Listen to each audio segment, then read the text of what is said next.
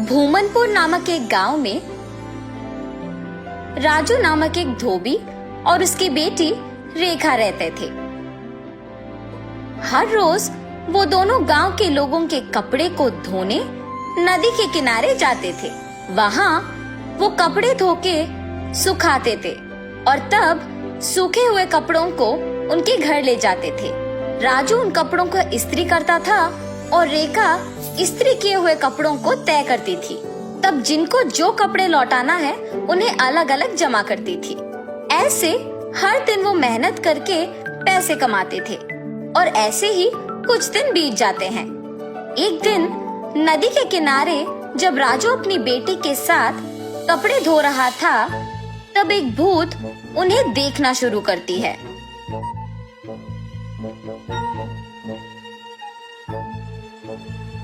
न जाने मैं कब ऐसे कपड़े पहनूंगी।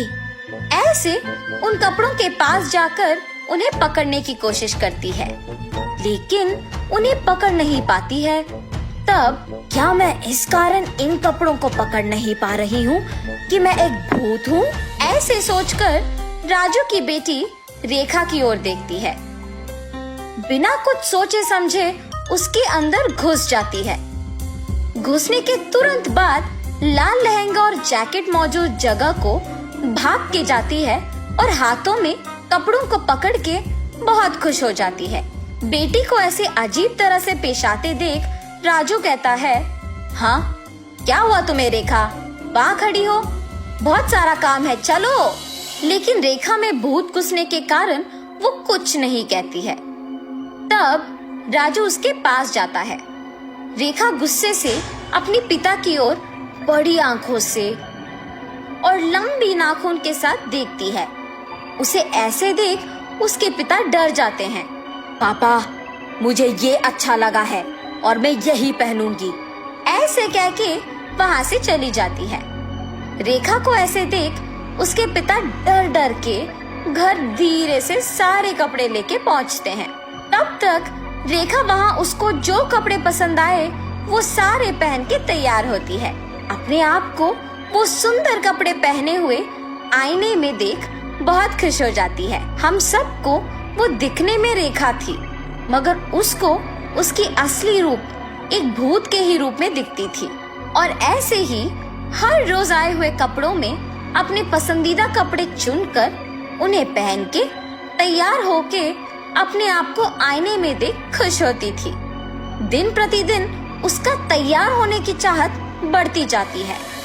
राक्षस की तरह अपनी बेटी का व्यवहार देख राजू परेशान होता था, मगर अपनी बेटी की सच्चाई को किसी से कह भी नहीं पाता था, और अगर कहा भी तो वो ये सोच के डर जाता था कि उसका नतीजा क्या होगा।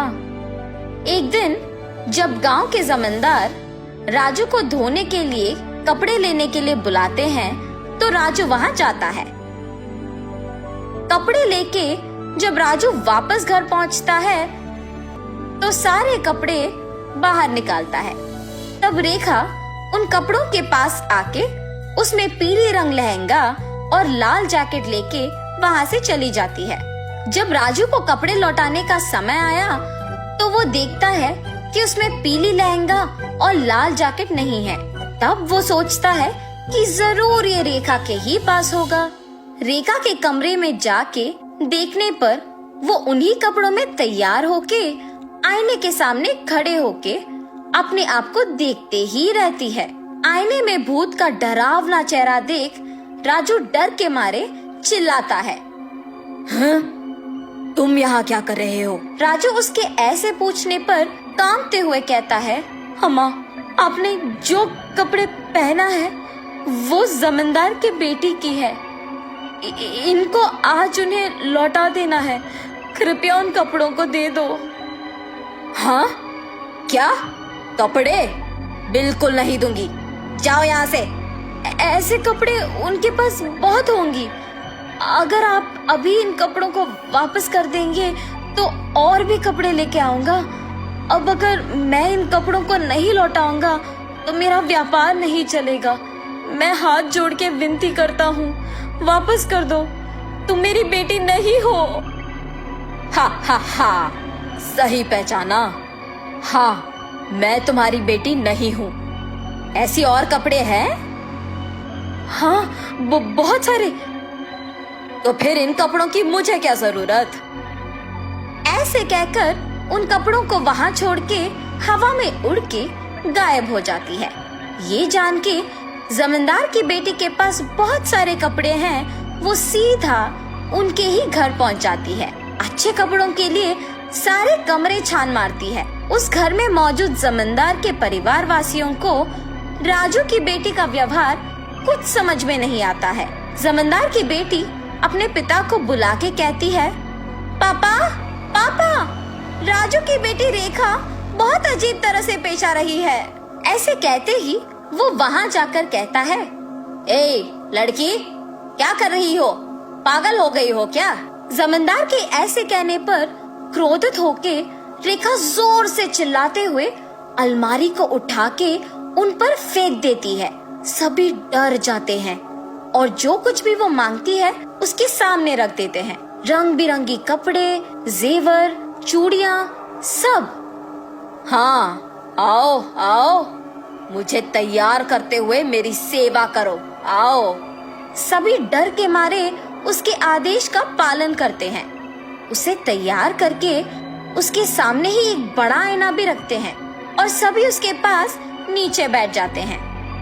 तभी उसके पिता राजू कपड़ों के साथ जमींदार के घर पहुंचता है। राजू को देख जमींदार गुस्सा होके उस पे चिल्लाने लगता है। वो देख रेखा उसकी शक्तियों का उपयोग करके जमींदार को नीचे गिराती है।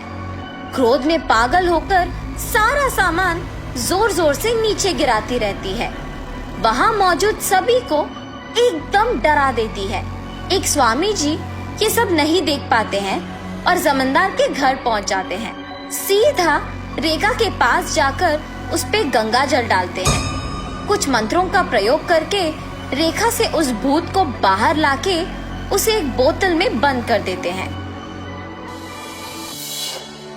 भगवान के रूप में आकर आपने मेरी बेटी को बचाया। उस स्वामी जी का धन्यवाद करके जमींदार से भी माफी मांगकर वहाँ से चले जाता है।